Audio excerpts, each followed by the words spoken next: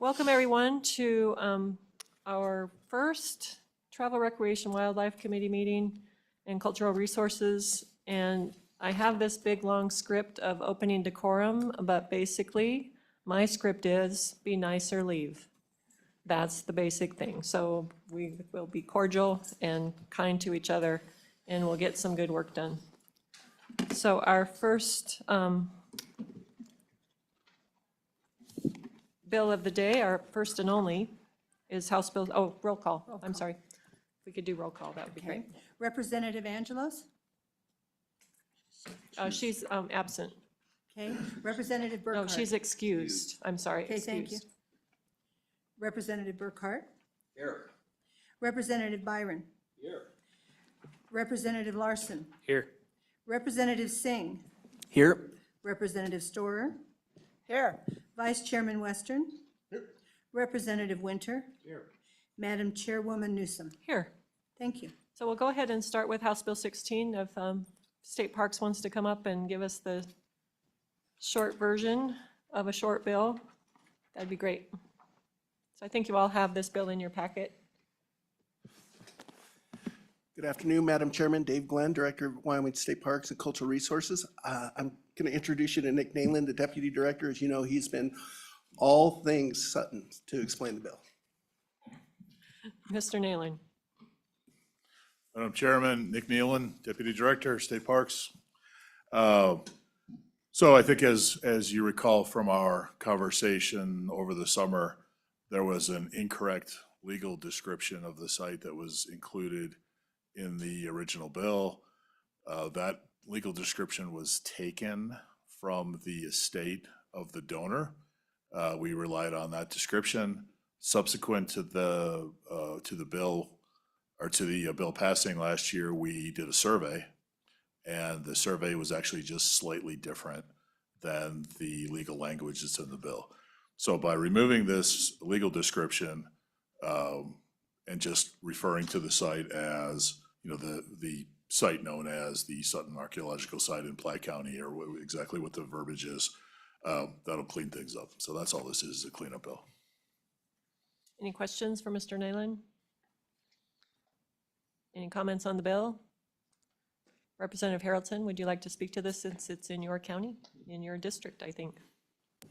Thank you, Madam Chairwoman, and TRW, it's good to see you guys again. And wanted to just real quick speak to this from the position of John Voigt. And he says that he is definitely, it's been a very good process working with Parks and has no issue with any of the process moving forward. So obviously this is just a correction of a Scrivener error, but he's definitely all for what's happening in regards to this site. So Thank you. Thanks for joining us today. Questions from the committee at all? Okay. Any amendments? I would entertain a motion to move the bill. Move the bill. Moved by Representative Western, seconded by Representative Burkhart. Any discussion on the bill? Okay, I guess, Representative Chairman, thank you. Byron. Yeah, given yesterday's excitement, I think it's interesting. We did have some no votes, so it's somewhat confusing to me why we did have those no votes on the floor, but on in support of this situation. Any other comments? I guess we'll go ahead and vote if Barb would call the roll. Representative Angelos? Excused still. Representative Burkhart? Aye. Representative Byron? Aye. Representative Larson? Aye. Representative Singh? Aye. Representative Storer? Aye. Vice Chairman Western? Representative Winter? Madam Chairwoman Newsom? Aye. So that kind of concludes our business. We probably will not have any bills for Thursday, so I have arranged for a tour of the State Museum for Thursday at about 12:30. We can walk down there. You can just get yourself there. It's just right half a block from the Capitol. And I think it'd be great, since we toured the warehouse at our interim meeting here, to tour the actual museum. So we'll be having that tour. And then going forward, I think I'd like us to talk about interim topics. And one of the topics that has been mentioned to me is taking Ranch A, which the state owns, and making it a state park. And so I think maybe Tuesday, if we don't have any bills, we will have State Parks and OSLI come present to us just a big overview of what that would look like going forward. So, and then think about interim topics as we go along, and just let me know what you think about some interim topics. Field trips, that's what we're doing, field trips. We could go to Ranch A. I don't even know where it is, so. Okay, so that will conclude our meeting, and everybody can have lunch. And thank you, State Parks, for presenting. Thank you, Representative Haroldson, for being here. Sure appreciate it. Oh, one more thing for the committee. The House Bill, Senate File 40 for the Outdoor Recreation and Tourism Trust Fund Administration failed to be introduced yesterday in the Senate. I have a mirror bill that I created in case that happened. It's House Bill 67, and that will be up probably tomorrow, probably late morning or early afternoon. And I want to remind everybody that this committee voted unanimously for this bill as we did our interim work. And so I'm hoping that you can vote for it on introduction.